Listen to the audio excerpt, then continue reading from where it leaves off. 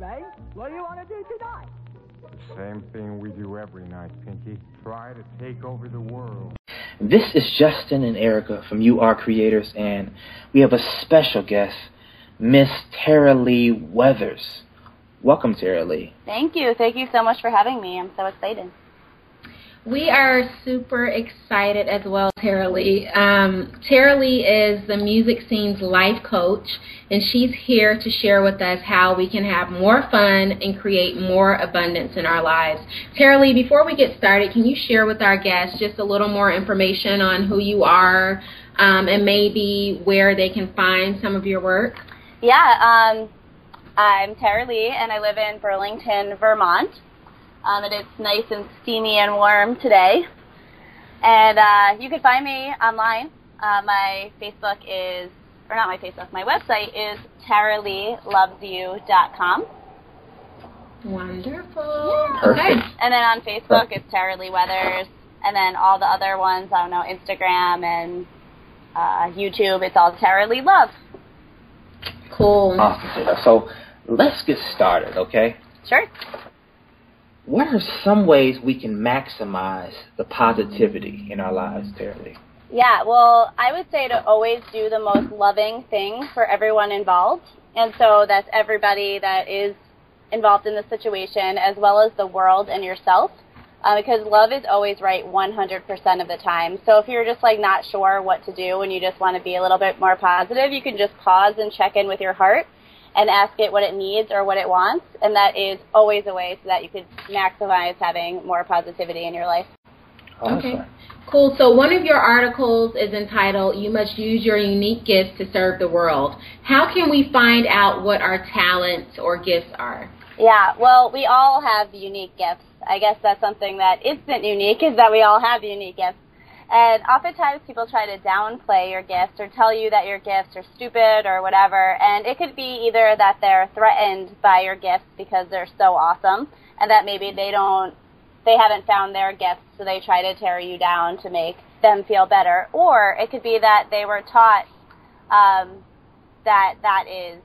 they were taught to do the practice. Sorry. No problem. Not a problem at all. I don't know. I think it's so hot, I'm like losing it. Okay, so it could also be that they were taught that, so they think that they are protecting you, and it's actually that's their way of loving you, is protecting you and maybe telling you that those unique gifts aren't important because they want you to get a real job with benefits or something like that.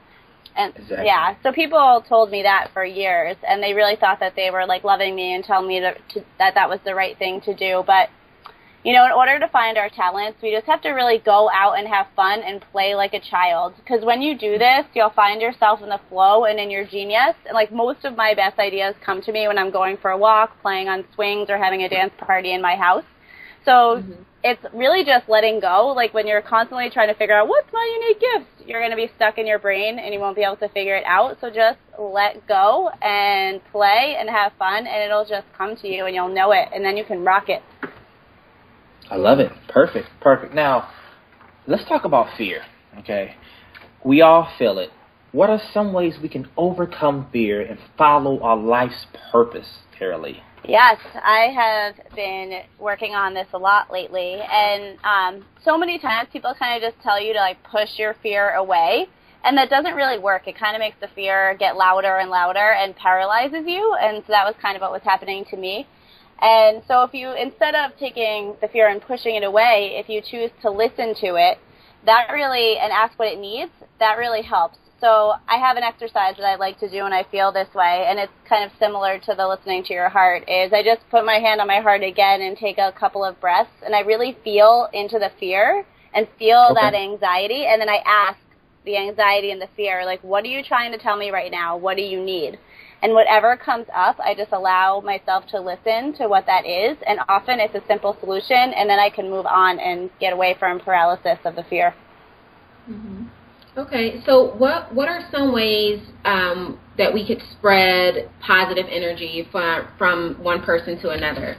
Yeah, I have a super awesome positivity tool in my toolbox that I like to use every day, and everybody has it, and it's my smile. So it's amazing what, smiling at someone can do. I mean, I'm smiling right now. I don't know if you could feel it, and it made you laugh and smile too. So it did, and it's continued to. You can actually hear it. You can hear it in your voice, if that makes any sense. I like it. Yeah, totally. And, I also really like to be radically kind. So whether it's at my doctor, the cashier, someone on the bus, wherever it is, I practice radical kindness to them, and I have no attachment on whether they're going to be kind back to me or not. But most of the time they are, and it starts a ripple effect of radical kindness. Right, exactly. You know what, Taraleigh? You seem like a free spirit. Yeah, you've got me So, most people want to be free like that, but it seems like they're afraid of what others will view them as. So, how can other people, let's say, come out of their shell?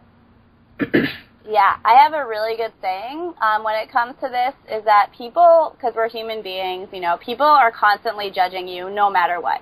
So you might as well let your freak flag fly. Freak flag fly? Yes. So you might as well be you in all your glory and step into the true expression of who you are, because if people are going to judge you anyway and think that you're weird and crazy or whatever it is, you might as well really allow yourself to be it. Absolutely. So let's talk about gratitude. How can we use gratitude to positively change our lives? Yeah, well, I believe that gratitude is one of the main keys to living a joyful life. And if you are fully and truly grateful for everything you have in life, even if it's not much, you will always be satisfied. If you aren't grateful and you're always wanting more, you'll never be satisfied, and that's really, really frustrating. Okay. So, Taraleigh, you wrote an article back in 2012, and it was entitled How to Become a Joy Addict. And that's one of my favorite articles, by the way. But how do you believe that we create our reality with our thoughts and our feelings and words? And if so, what are some of the simple ways we can prove this? Yeah, I'm glad that you really like that article, because it actually was the beginning of a book that I just wrote that's coming out around Thanksgiving, and it's How to Become a Joy Addict, the 12-step program. So it's a whole entire book that was a longer version of that article. Oh, cool. And when is that coming out? That's going to come out around Thanksgiving. Okay. We'll look out for that. Yeah. So how we create our reality with our thoughts is such a great question. Well, I used to say all the time that I will always get sick, and whatever everybody else gets, so if you're around me and you're sick, I'm going to get it too. And guess what? I was always sick, and I always got what everyone else got. And I also used to say, I'm so accident prone, and I always get hurt. And guess what? I was always hurt. Wow. And I always used to say that I attract the wrong men. And you know what? I kept on attracting the wrong men over and over and over again. And it was totally my thoughts, because I thought that was what was true. And then the universe conspired to prove that I was right, because your thoughts become things. So once I changed my thought pattern around that, my reality shifted right along with it, and it was magic. I love it. So how can we use this law of attraction to strengthen our relationships with our spouse or partners or significant others? Yeah, well, I remember one time when I was out on my deck with my husband, and I was dancing around like a loony, and I was singing show tunes, and I'm totally tone deaf. I don't like to say that I can't sing, because I physically can sing. It just doesn't sound good to most people's ears. And I said to him, I am so grateful that I let this side of me out to you right away, because you don't just accept the parts of me, you love them, all of them, even my weird show tune dances, and thank you. And so I remember just when I was, before I was with him, I was just I want someone who loves all parts of me, and I totally put that out there. And then I attracted this man who I've been married to for 4 years and been with for over 7 years, and he loves how weird and wacky I am. And so if I pretended to not be that way, then, because it would come out eventually, and then, yeah.